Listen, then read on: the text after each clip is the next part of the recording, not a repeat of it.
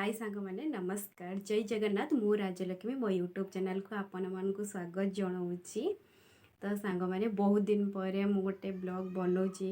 माने ब्लॉग आनी कौन भी एमती सेमती ब्लॉग नुह माने गोटे इम्पोर्टाट ब्लॉग जोटा कि आम किसी जन इम्पोर्टाट न होता पारे किसी जन इम्पोर्टाट भी हो पारे। तो जॉब है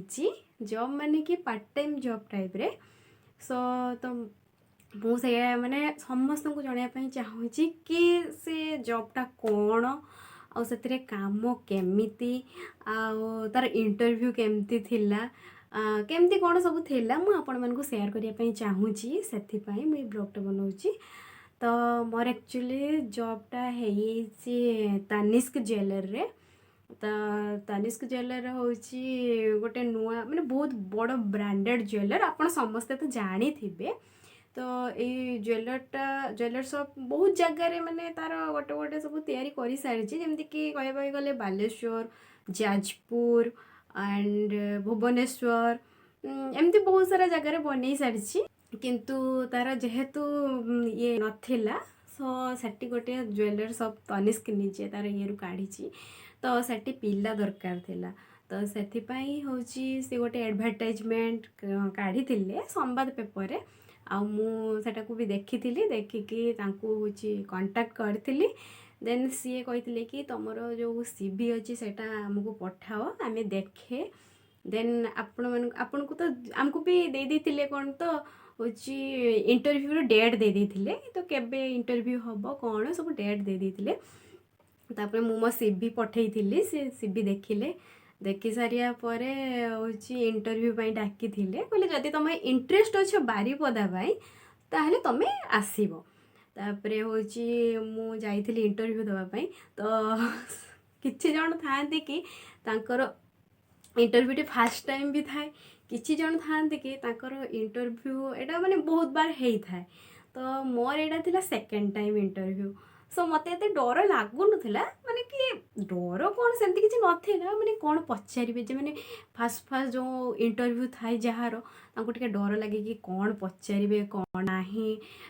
कौन कहवाई पड़ो यहाँ भी मैंने मो मन को भी आसी भी मोर जो सांग मैंने भी जाइए मन को भी आसी जो कौन पचारे कौन ना तो तापर हूँ मु कौन तो हूँ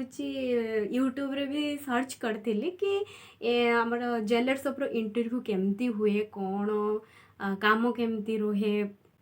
तो हूँ मुझे सर्च करी फिर भी कौन मुझे पाई नी माने कि गोटे भल भिडियो सेमती पाई नी जोटा मु खोजुली से पाई नी। तो मुझे भिडियोटा आज ये करुँची जे जदि भी कहीं भी ज्वेलरी शॉप रे जॉब करती कि इंटरव्यू दौंती कि किसी भी करूँ ना कहीं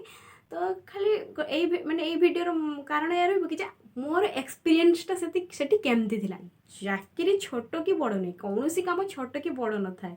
मो पाई तो सब काम सेम मो गोटे गवर्नमेंट जॉब हो कि गोटे प्राइवेट जॉब हो मो पाई सब जॉब सेम आजिकल गोटे प्राइवेट जॉब भी पाइबापी हेले भी बहुत किसी करने हो गोटे गवर्नमेंट जॉब करने तो आहरी बहुत किसी करने हो तो समस्त नसीब रे सब किसी न थाए। तो हूँ कि मु जाइली तो आमर प्रथम आसिक आमर सीवी जो थिला से सब गुड़ाक नहीं जाइए देन तापर हूँ आमको डाकी हूँ मैंने बहुत लेट हो गया कहीं से दिन इंटरव्यू थिला तो बहुत जन पिला सब बहुत जन पिला भी आसी एक्चुअली से पेपर एमती आसी आमर जो दिन इंटरव्यू थिला तो मु भी जाइए इंटरव्यू देवाई तापर हूँ आमर डाकिले आमको इंटरव्यू गोटे दीटा केते एमती समथिंग एमती किसी टाइम भितर थिला तापर हूँ जाइली मु जीवा आगुरी मोर जी सब माने मोर गोटे ही सांग मो सहित जाइला इंटरव्यू देवाई आउ पिला माने आसी से मैंने बहुत नर्भस होते कि कौन पचारे कौन ना बट मत से डर लगुन कहीं आगुरी गोटे जगह इंटरव्यू देती फाइनान्स रे सो से मैंने भय माने फास्ट जाइए ना भय लगुला कौन पचारे कौन ना थाए ना समस्त गोटे डर लगे तापर किंतु सेठी मते डर लगुन टोटाली डर लगुन जो आमको डाकिले इंटरव्यू आम गलु तापर हूँ कि କହିଲେ କି ବସିବା ପାଇଁ ଆମେ ତ ସେମିତି ନୁହେଁ କିଛି ସେମାନେ ନ କହିବା ପୂର୍ବରୁ ତ ଆମେ ବସିପାରିବାନି ତ ବସିବା ପାଇଁ କହିଲେ ତାପରେ ବସିଲି ଦେନ୍ ତାପରେ ମୋତେ କହିଲେ କି ତମ ସେଲ୍ଫ ଇଣ୍ଟ୍ରୋଡକ୍ସନ୍ ଦିଅ ଦେଇକି ମୁଁ ମୋର ସେଲ୍ଫ ଇଣ୍ଟ୍ରୋଡକ୍ସନ୍ ଦେଇଥିଲି ମାନେ ଯିଏ ବି ପାରିଲେ ଓଡ଼ିଆରେ ଦେବେ ଯିଏ ବି ପାରିଲେ ଇଂଲିଶରେ ଦେବେ ସେମିତି କିଛି ନାହିଁ ମୁଁ କିନ୍ତୁ ଇଂଲିଶରେ ଦେଇଥିଲି ଦେନ୍ ତାପରେ ହେଉଛି ପଚାରିଲେ କି ତମ ଘରଟା କେଉଁଠି ଆଉ ତୁମେ କ'ଣ କର କ'ଣ ନାହିଁ ଏମିତି ସବୁ ଜିନିଷ ପଚାରିଥିଲେ ତାପରେ ଏମିତି ପଚାରିଥିଲେ କି ତମ ଘର କେଉଁଠି ତୁମେ ହେଉଛୁ ତମ ବାପା କ'ଣ କରନ୍ତି ତୁମେ ଆଗରୁ ହେଉଛି କେଉଁଠି ଜବ୍ କରୁଥିଲ ନା କ'ଣ କରୁଥିଲ ଏମିତି ସବୁ ପଚାରିଥିଲେ ତାପରେ ମୁଁ କହିଥିଲି ତାପରେ କହିଥିଲେ କି ଆମର ଏଇଟା ଯେଉଁ ହେଉଛି ସେଇଟା ହେଉଛି ବାରିପଦାର ହେଉଛି ଆଉ ତୁମେ ସେଠି ଇଣ୍ଟରେଷ୍ଟେଡ଼ ଅଛ କି ନାହିଁ ଯାଇପାରିବ କି ନାହିଁ ଏମିତି ସୁବିଧା ସବୁ ପଚାରିଥିଲେ ଦେନ୍ ସବୁ ପଚାରି ସାରିବା ପରେ କ'ଣ ପାଇଁ କେଜାଣି ସେମାନେ ମୋତେ ପଚାରିଲେ କି ତୁମକୁ ନର୍ଭସ୍ ଲାଗୁନି ତୁମକୁ ମାନେ ଡର ଲାଗୁନି ମୁଁ କହିଲି ମୁଁ ବହୁତ ମାନେ ସାହସରେ ସହ କହିଥିଲି କି ନାଇଁ ମୋତେ ଡର ଲାଗୁନି ଆଉ ଡର ଲାଗିବ କ'ଣ ପାଇଁ ମୁଁ କ'ଣ ଏମିତି କୌଣସି ଜାଗାକୁ ଆସୁଛି ଯେଉଁଠିକି ମୋର କିଛି ହେଇଯିବ କି କିଏ ଆସିଛି ତ ମୁଁ ଏମିତି ଇଣ୍ଟରଭ୍ୟୁ ଦେଲେ କିଛି ଜାଣିବି କିଛି ଜାଣିବାର ଏକ୍ସପିରିଏନ୍ସ ବି ହେବ ତ ଏମିତି ମୁଁ କହିଥିଲି ତାପରେ ସେ କହିଥିଲେ ହଉ ଠିକ୍ ଅଛି ଦେନ୍ ମୋତେ ଗୋଟେ କ୍ୱେଶ୍ଚନ୍ ପଚାରିଥିଲେ କି ଯଦି ଗୋଟିଏ ନା ଫାଷ୍ଟ ପଚାରିଲେ କି ହେଉଛି ତୁମେ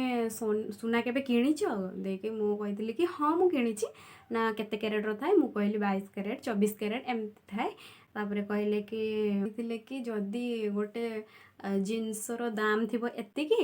ତୁମର ସେଥିରେ 100% ଡିସ୍କାଉଣ୍ଟ ଥିବ ତ ହେଉଛି ସେଥିରୁ 30% ମାଇନସ୍ କରିଦେବ ତୁମର କେତେ ହେବ ମାଇନସ୍ କରିବା କଥା କହିନଥିଲେ ଏମିତି କହିଲେ 30% କାଟିଦେଲେ କେତେ ହେବ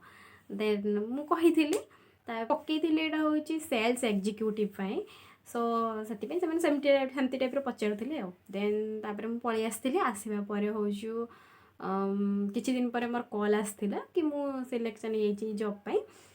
ତ ମୋ ସହିତ ମୋର ଗୋଟେ ଆଉ ଗୋଟେ ସାଙ୍ଗ ସେଠି ନୂଆ ହେଇଥିଲା ଗୋଟେ ଝିଅଟେ ମୋର ସାଙ୍ଗ ହେଇଥିଲା ତ ସିଏ ହେଉଛି ତାଙ୍କ ଘର ହେଉଛି ଜଳେଶ୍ୱର ତ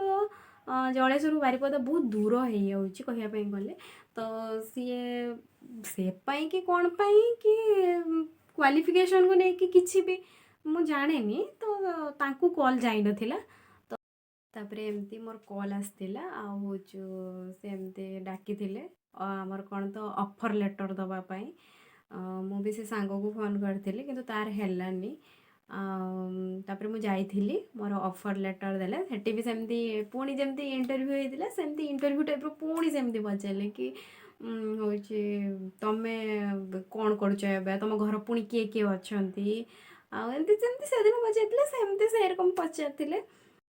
ତାପରେ ଏମିତି ପଚାରିଥିଲେ ତାପରେ ହେଉଛି କହିଥିଲେ କି ତୁମେ ତ ଚାହିଁଥିଲେ ହେଉଛି ଗ୍ରିଟରରେ ରହିପାରିଥାନ୍ତ ତ କାହିଁକି ନା ଗ୍ରିଟରରେ ବି ଗୋଟେ ପୋଷ୍ଟ ଥିଲା ସେଇଟା ହେଉଛି କି ଯେମିତି ଜ୍ୱେଲରୀ ସପ୍ର କେହି ଆସିଲେ ଆମେ ତାକୁ ୱେଲକମ୍ କରୁ ଇଏ କରୁ ସେମିତି ଥିଲା ତ ମୁଁ ସେଇଟା କହିଥିଲି କି ନାଇଁ ମୁଁ ସେଇଟା କରିବିନି ଆଉ ମୋତେ ଏମିତି ଭଲ ଲାଗୁନି ଯେଉଁଟା ମୋତେ ଭଲ ଲାଗୁଛି ମାନେ ମୁଁ ଯେଉଁଟା ମୁଁ ବେଷ୍ଟ ଦେଇପାରିମି ତ ମୁଁ ସେଇଟା ହିଁ କରିମି ତାପରେ ସିଏ କହିଦେଲେ ହଉ ଠିକ୍ ଅଛି ତାହେଲେ ତୁମେ ହେଉଛୁ କର ଏଇଟା ଆଉ କହିଲେ କି ବୋଧେ ମୁଁ ବହୁତ କଥା ହେଉଥିଲି କି ତାଙ୍କୁ କ'ଣ କେଜାଣି ମୋତେ କହିଲେ କି ହେଉଛି ତୁମେ ଏତେ କଥା କହୁଛ ତୁମେ ଏଇଠି କହୁଛ ନା ତୁମେ ସବୁବେଳେ ଏତେ ହିଁ କଥା ହୁଅ ମୁଁ କହିଲି ନାଇଁ ସାର୍ ମୁଁ ଯେତିକି ମାନେ ମୋର ଦରକାର ଥାଏ ଯେଇଠି ମୁଁ ସେଇଠି ହିଁ ସେତିକି କଥା ହୁଏ ଆଉ ଦେଇକି ଏମିତି ସେ ସବୁ ତାପରେ କହିଲେ କି ତୁମ ବାପାଙ୍କର ତ ହେଉଛି ଫାଇନାନ୍ସିଆଲି ଷ୍ଟ୍ରଙ୍ଗ ଥିବେ ତୁମ ବାପା ଯେହେତୁ ହେଉଛି ଗୋଟେ ସର୍ଭିସ୍ କରୁଛନ୍ତି ଜବ୍ କରୁଛନ୍ତି ତାପରେ ମୁଁ କହିଥିଲି ହଁ ସେ କହିଲେ ତୁମେ ଯଦି ସେମିତି ତାହେଲେ ତୁମେ କ'ଣ ପାଇଁ ଆସିଛ ଏଠିକି ମୁଁ କହିଲି କି ହେଉଛି ଏଇଥିପାଇଁ ଯେ ମୁଁ ମୋ ବାପାଙ୍କର କେହି ବଡ଼ ପୁଅ ନାହାନ୍ତି ତ ମୁଁ ଚାହେଁକି ମୁଁ ବି କିଛି ଇନକମ୍ କରିକି ବାପାଙ୍କ ହାତକୁ ଦେଇପାରେ କହିଥିଲେ ତୁମର କାଲି ମ୍ୟାରେଜ୍ ହେବ ମ୍ୟାରେଜ୍ ପରେ ତୁମେ କ'ଣ ଜବ୍ କରିବ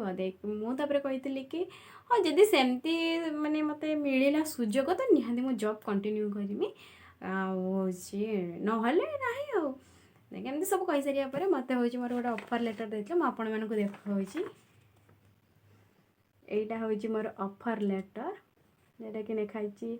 ତକ୍ସ ହେଉଛି ତା'ର ଗୋଟିଏ ମାନେ କ'ଣ ନ୍ୟୁ ବ୍ରାଞ୍ଚ ଖୋଲିଛି ମାନେ ତାନିସ୍କ ଅଣ୍ଡରରେ ତକ୍ସ ଯାଉଛି ତ ହେଉଛି କିନ୍ତୁ ଦେଖିପାରୁଥିବେ ଏଇଠି ଲେଖା ହେଇଥିବ ଆମର ଏଇଠି ତାନିସ୍କ ଇଜ୍ ବାରିପଦା ମାନେ ଓଲ୍ଟା ଟାଇପ୍ର ଟିକେ ଦେଖାହେଉଛି ଫୋନ୍ରେ ତ ଦେଖିପାରୁଥିବେ ସମସ୍ତେ ଏଇଟା ଥିଲା ମୋର ହେଉଛି ଅଫର୍ ଲେଟର୍, ଯେଉଁଟାକି ଲେଖା ହେଇଛି ଅଫର୍ ଲେଟର୍। ଏମିତି ବହୁତ ସାରା ଆର ଇଏ ଲେଖା ହେଇଛି, ଦେଖିପାରୁଥିବେ ତାର ବହୁତ ସାରା ଇଏ ଲେଖା ହେଇଛି କି କାମ କ'ଣ କ'ଣ ରହିବ, କେମିତି ରହିବ, ତା ଡିଟେଲ୍ସ ବିଷୟରେ ଲେଖା ଅଛି।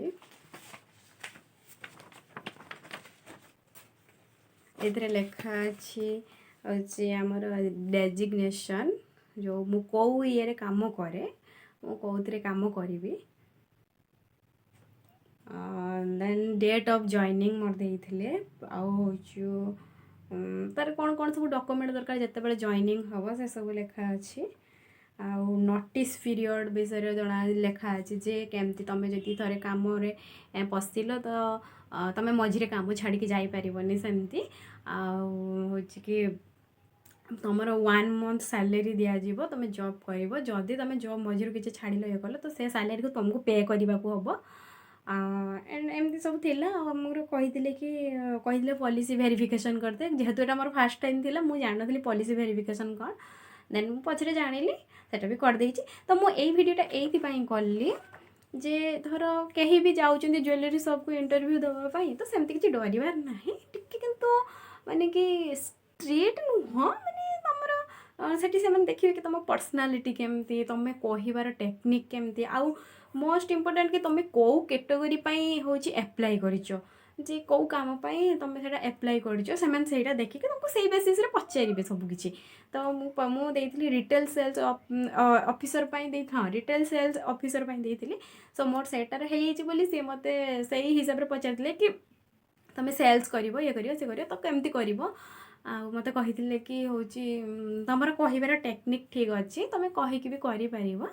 ବାସ୍ କରିବା ଦରକାର, ଆଉ ଭଲ କାମ ଇଏ ସେ ଏମିତି ସବୁ ବୁଝେଇଥିଲେ। ତ ଯଦି ଯାଉଛନ୍ତି ନା ହେଉଛି ଜୁଏଲାରୀ ସପ୍କୁ ଇଣ୍ଟରଭ୍ୟୁ ବଗେରା ଦେବା ପାଇଁ, ତ ଟିକେ ଏମିତି ଟାଇପ୍ର ଥାନ୍ତେ, ଟିକେ ସିନସିୟର୍ ରହିବେ। ସେମାନେ ତୁମକୁ ଯେମିତି ବି କ୍ୱେଶ୍ଚିନ୍ ପଚାରୁନା କାହିଁକି,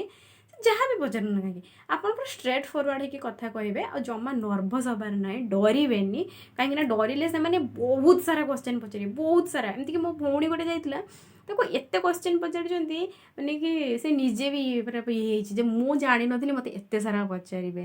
ତ ମୁଁ କହୁନି ସେ ଗଭର୍ଣ୍ଣମେଣ୍ଟ ଜବ୍ ଦେଉଛନ୍ତି କି ସେ ପ୍ରାଇଭେଟ୍ ଜବ୍ ଦେଉଛନ୍ତି, ଜବ୍ ତ ସେମାନେ କେମିତି ପଚାରିବେ ତ ତାଙ୍କ ଉପରେ ଡିପେଣ୍ଡ କରେ। ଆଉ ହେଉଛି ମେନ୍ କଥା ହେଉଛି କି ସାମ୍ନାବାଲା କେମିତି ମାନେ ତା'ର ସିଚୁଏସନ୍ କେମିତି ଅଛି, ତା ମେଣ୍ଟାଲିଟି କେମିତି, ତା କହିବାର ଟେକ୍ନିକ୍ କେମିତି, ସେସବୁ ବିଷୟରେ ଟିକେ ସେମାନେ ଦେଖନ୍ତି, ଆଉ ଦେଖିକି ସେଇ ହିସାବରେ ପଚାରନ୍ତି। ଆଉ କିନ୍ତୁ ମୋ ଭଉଣୀଟାକୁ ବହୁତ ହିଁ ପଚାରିଥିଲେ, ବହୁତ କଥା ପଚାରିଥିଲେ, ବହୁତ କଥା, ମାନେ କମ୍ ସେ କମ୍ ଘଣ୍ଟେ 1.5 ଘଣ୍ଟା ତା'ର ଇଣ୍ଟରଭ୍ୟୁ ନେଇଥିଲେ। ତ ସେଥିପାଇଁ ମୁଁ କହୁଛି ଯାହାର ବି ଫାର୍ଷ୍ଟ ଟାଇମ୍ ଥିବ କୌଣସି ଜାଗାରେ ଜବ୍, ଯେକୌଣସି ଜାଗାରେ ବି ଜବ୍ କରତେ ଯାଉନା କାହିଁକି, କୌଣସି ଜାଗାରେ ଯଦି ଫାର୍ଷ୍ଟ ଟାଇମ୍ ଥିବ ତ ଡରିବାର ନାହିଁ, ଆରାମସେ ଯିବେ। ଆଉ ସେମାନେ ଯାହା ପଚାରିବେ ସେୟା ଠିକ୍ ଭାବରେ କହିବେ। ଆଉ ମେନ୍ କଥା କି ନିଜକୁ ମେଣ୍ଟେନ୍ସ କରିବେ, ତାଙ୍କ ସାମ୍ନାରେ ନିଜକୁ ମେଣ୍ଟେନ୍ସ କରିବେ, ନହେଲେ ସେମାନେ ତୁମକୁ ଯେତେ ପାରିବେ ସେତେ ପଚାରୁଥିବେ, ତୁମେ ସେତେ ମେଣ୍ଟେନ୍ସ ହିଁ କରୁଥିବ, ଯେମିତି ସେମାନେ ମାନେ କି ତାଙ୍କୁ ମୌକା ଦେବନି କି ସେମାନେ ତୁମକୁ ତାଙ୍କ କଥାରେ ଉଲଝେଇ ଦେବେ କି କିଛି ବି, କି ତୁମେ ନର୍ଭସ୍ ହେଇଛ କି କନଫ୍ୟୁଜ୍ ହେଇଯାଉଛ ତାଙ୍କୁ ଜଣାପଡ଼ିବ, ସେମିତି କିଛି କରିବେନି। ତ ଥ୍ୟାଙ୍କ ୟୁ, ଜୟ ଜଗନ୍ନାଥ। ଆଉ ବହୁତ ଦିନ ପରେ ଏଇ ଭିଡ଼ିଓଟା ଆଣିଥିଲି, ମାନେ ଗୋଟେ ବ୍ଲଗ୍ ଟାଇପ୍ର ଭିଡ଼ିଓ, ଏମିତି ବହୁତ ସାରା ମାନେ କ'ଣ ମୋତେ ଲାଗିଲା କି ହଁ ଏଇଟା ଜଣଙ୍କର ହେଲ୍ପଫୁଲ୍ ହେଇପାରିବ। କାହିଁକିନା ମୁଁ ବି ଖୋଜିଥିଲି ଯେ ୟୁଟ୍ୟୁବ୍ର କେମିତି ଥାଏ ଜୁଏଲାରୀ ସପ୍ର ଇଣ୍ଟରଭ୍ୟୁ ବଗେରା କେମିତି ଥାଏ, ତାପରେ କ'ଣ ଥାଏ। ଆମର ତ ଏଇଟା ଏବେ ଦେଇଛନ୍ତି ଅଫର୍ ଲେଟର୍ ଦେଇଛନ୍ତି, ଦେନ୍ ତାପରେ ହେଉଛି ଜଏନିଂ କେବେ ହେବ ଦେବେ, ସେ କଲ୍ କରିକି କହିବେ ବେଷ୍ଟ ଦେବା ପାଇଁ ଚାହିଁବେ। ଆଉ ଏମିତି ନୁହେଁ ଯେ ଦୁନିଆରେ ଆମେ କୌଣସି ଜିନିଷ ହାସଲ କରିପାରିବିନି କି ଆମ ଦ୍ୱାରା କିଛି ହେଇପାରିବନି, ସବୁ ହେଇପାରିବ। ଆମେ ଚାହିଁଲେ ସବୁ କରିପାରିବା, ଆମେ ଚାହିଁଲେ ବିଗାଡ଼ି ପାରିବା। ସୋ ଡରିବାର ନାହିଁ, ସବୁବେଳେ କିଛି କରିବାର ଅଛି, ଆଉ କାହା ଉପରେ ଡିପେଣ୍ଡେଡ଼ ହେବାର ନାହିଁ। କାହିଁକି ନା ଆମେ ଝିଅ, ପୁଅମାନଙ୍କ କଥା କହିପାରିବିନି, ପୁଅମାନେ ଯାହା ବି ଯେଉଁ ଫାଇନାନ୍ସିଆଲି ସେମାନଙ୍କୁ ଷ୍ଟ୍ରଙ୍ଗ ହେବାର ଅଛି, ସେ ଯେଉଁଠି ବି କାମ କରନ୍ତୁ ନା କାହିଁକି ତାଙ୍କ ଯେଉଁଠିକୁ କାମ ମିଳିଯିବ। କିନ୍ତୁ ଝିଅମାନଙ୍କର ହେଉଛି କ'ଣ, ସେମାନେ ଫାର୍ଷ୍ଟରୁ ବାପା ମାଆଙ୍କ ଉପରେ ଥାଆନ୍ତି ଡିପେଣ୍ଡେଡ଼, ଦେନ୍ ଯେତେବେଳେ ମ୍ୟାରେଜ୍ କରନ୍ତି ହଜବେଣ୍ଡ ଉପରେ ହୁଅନ୍ତି ଡିପେଣ୍ଡେଡ଼, ଦେନ୍ ଯେତେବେଳେ ସେମାନେ କ'ଣ ଏଜ୍ ହେଇଯାଏ ତ ତାଙ୍କ ପୁଅ ଉପରେ ହୁଅନ୍ତି ଡିପେଣ୍ଡେଡ଼। ଏଇଟା ତ କମନଲି ସମସ୍ତେ ଜାଣିଥିବେ।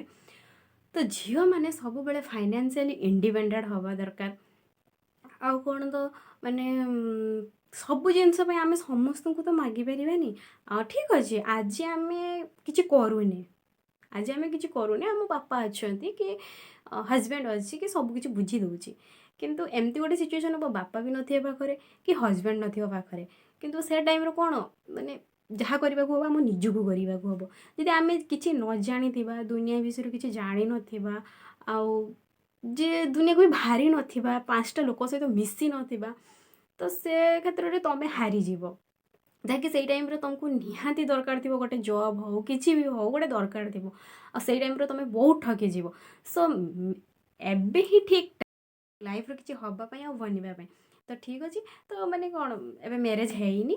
ଠିକ୍ ଅଛି କିଛି କରିବା ପାଇଁ ଚେଷ୍ଟା କର, କିଛି ନହେଲେ ସେ 1000 ହେଉ 2000 ହେଉ ଯେତିକି ଯାହା ବି ସାଲେରୀ ହେଉ ମ୍ୟାଟର୍ କରେନି, ବାସ୍ ନିଜେ କେମିତି ଫାଇନାନ୍ସିଆଲି ସବୁବେଳେ ଇଣ୍ଡିପେଣ୍ଡେଣ୍ଟ ହେବ ସେଇଟା ହିଁ ଝିଅମାନେ ବେଶୀ ପ୍ରାୟୋରିଟି ଦେବା ଦରକାର। ଆଉ ଆପଣଙ୍କୁ ମୋ ଭିଡ଼ିଓ ଭଲ ଲାଗିଥାଏ ତ ଲାଇକ୍ କରିବେ, କମେଣ୍ଟ କରିବେ, ସେୟାର କରିବେ, ଆଉ ମୋ ଭିଡ଼ିଓକୁ ୱାଚିଂ କରିବେ, ଆଉ ସବସ୍କ୍ରାଇବ୍ କରିବେ। ଥ୍ୟାଙ୍କ ୟୁ ମୋ ଭିଡ଼ିଓ ୱାଚ୍ କରିଥିବାରୁ।